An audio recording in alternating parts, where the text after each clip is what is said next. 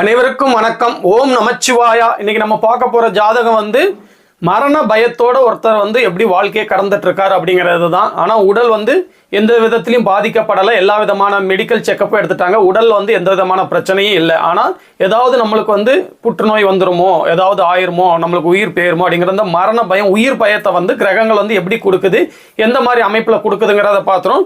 இப்போ ஜாதகம் வந்துகிட்டு இருக்குது. இந்த ஜாதகத்தில் பல விளக்கங்கள் காத்துட்டு இருக்குது. ஒன்று பார்த்தீங்கன்னா, இவங்க லக்னமே கொஞ்சம் குழப்பம். அதாவது தனுசு லக்னம் 0.02 அந்த மாதிரி, அதாவது ஒரு நிமிஷத்துல முன்ன பின்ன லக்னம் மாறுது. கிட்டத்தட்ட 42 வயசு ஆன நபர், 1982 பிறந்தவர். டேட் ஆஃப் பர்த்ல ஜாதகத்தில் வரும், பார்த்துக்கோங்க. ஒரு நிமிஷம், அதாவது 2:30க்கு பிறந்த மாதிரி போட்டிருக்காங்க. 1982 பிறந்தவங்களோட ஜாதகம்னா அந்த அளவுக்கு அக்யூரேட்டாக யாரும் சொல்ல முடியாது. இந்த 2:30 ஒரு தோராயமான நேரம் தான், முன்ன பின்ன இருக்கிறதுக்கு வாய்ப்புகள் இருக்குதுன்னு பார்த்துக்கோங்க. ஆனால் ஒரு நிமிஷத்தில் லக்னம் மாறுறதுனால ஃபர்ஸ்ட் இந்த ஜாதகத்துக்கு பலன் சொல்றதுக்கு முன்னாடி லக்னத்தை நான் உறுதிப்படுத்துறதுக்காண்டி, ஒருவேளை விருச்சிக லக்னமாக இருக்கலாமான்னு சொல்லி உங்கள் கோவக்கார நபரா அப்படின்னு கேட்டேன். இல்லைங்க, அந்த அளவுலாம் கோவப்பட மாட்டாங்க அப்படின்னு சொன்னாங்க. ரெண்டாவது பார்த்தீங்கன்னா, விருச்சிக லக்னமாக இருந்தால் 12ஆம் இடத்துல குரு அமர்ந்து இருக்கிறதுனால பிறந்த ஊரை விட்டு நகர்த்தும் அப்படிங்கிற அடிப்படையில் சென்னையை தாண்டி எங்கேயும் வெளியில் போயிருக்காங்களா அப்படின்னு கேட்டால், இல்லைங்க, பிறந்ததுலேருந்து எங்கேயும் போனதில்லை, பிறந்ததுலேருந்து சென்னையிலே தான் 42 வருஷமாக இருக்கிறாங்கன்னாங்க. அப்போ ஓரளவு எனக்கு தெரிஞ்சிருச்சு, அப்போ தனுசு லக்னமாக தான் இருப்பாங்கன்னு. தனுசு லக்னப்படி பார்த்தீங்கன்னா, சனி திசையில் சுக்கிர புத்தி 19/9/2022 இருந்து 19/11/2025 இந்த காலகட்டத்தில் நடந்துட்டு இருக்கு. அந்த காலகட்டத்தில் இருந்தே இவங்களுக்கு இந்த பயம் வந்துடுச்சுங்களா அப்படின்னு கேட்கும்போது, ஆமாங்க, நீங்க சொன்ன காலகட்டத்தில் இருந்து அவங்க அதுக்கு முன்னாடிலாம் நல்லா தான் இருந்தாங்க. இந்த காலகட்டத்தில் இருந்து அவங்க நம்மளுக்கு ஏதாவது ஆயிருமோ, நம்மளுக்கு புற்றுநோய் வந்துருமோ, நம்ம இறந்துருவோமோ, இந்த மாதிரி தேவையில்லாத தாட்டெல்லாம் கொடுக்க ஆரம்பிச்சிடுச்சு அப்படின்னாங்க. அப்போ இவங்க ஜாதக அமைப்பு படி பார்த்தீங்கன்னா, சுக்கிரன் 6ஆம் அதிபதியாகி 8ஆம் இடத்துல பாவத்துவமா உட்காந்துருக்காரு. வீடு கொடுத்த சந்திரனா அமாவாசை சந்திரனா தான் இருக்காரு. அந்த இடத்துல எந்த விதத்திலையும் சுபத்துவம் இல்லை. அதனால சனி திசை பெருசாலாம் ஒன்றுக்கு எடுத்திருக்காது. ஏன்னா சனி கேந்திரத்துல நட்பு நிலைமையில தான் உட்காந்துருக்காரு. அவர் 2க்கும் 3க்கும் அதிபதி. அதனால சனி திசையினால ப்ராப்ளம் இல்லை. அதுல அந்த சுக்கிர புத்தி தொடங்கினதுல இருந்து தான் ப்ராப்ளம். அப்ப இவங்க லக்னம் முழுசா உறுதியாயிட்டு, இவங்க தனுசு லக்னத்துல தான் பிறந்திருக்காங்க. ஆனா டைம் அக்யூரேட்டா பின்னாடி நகர்றதுக்கு வாய்ப்பு இருக்கு. அதாவது 2:30ன்னு இவங்க சொல்லியிருக்காங்களா, 2:40 இருக்கலாம், 45 இருக்கலாம்.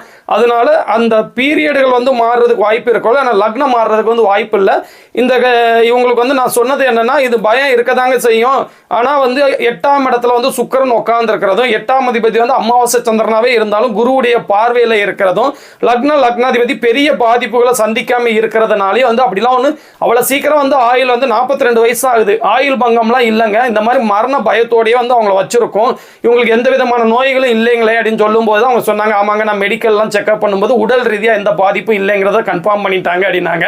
மனபயம் இருந்துகிட்டே தாங்க இருக்கும். இந்த மனபயத்தை போக்கணும்னா ஒன்று நம்ம பரிகாரம் கிரிகாரம் இப்படிலாம் இறங்க முடியாது. ஒன்று மனபயத்தை போக்கணும்னா அறிவியல் ரீதியாக சைக்காட்ரிஸ்ட்டை பார்த்தோம்னா அவங்க என்ன விதமான ப்ராப்ளத்தில் இவங்க பயப்படுறாங்களோ அதுக்கு நிவர்த்தி பண்ண பார்ப்பாங்க. பொதுவாக ரத்த ஓட்டம் குறையும் போதும், நரம்புகள் சில வீக் ஆகும் போதும் இந்த மாதிரி பய உணர்வுகள் ஏற்படுறதுக்கு வாய்ப்பு உண்டு. அதை மெடிக்கல் ரீதியாக சரி பண்ணலாம். இன்னொன்று மெடிடேஷன், தியானம், இந்த மாதிரி மனசை அமைதியாக வச்சுக்கிறதுனால இதை சரி பண்ணலாம்.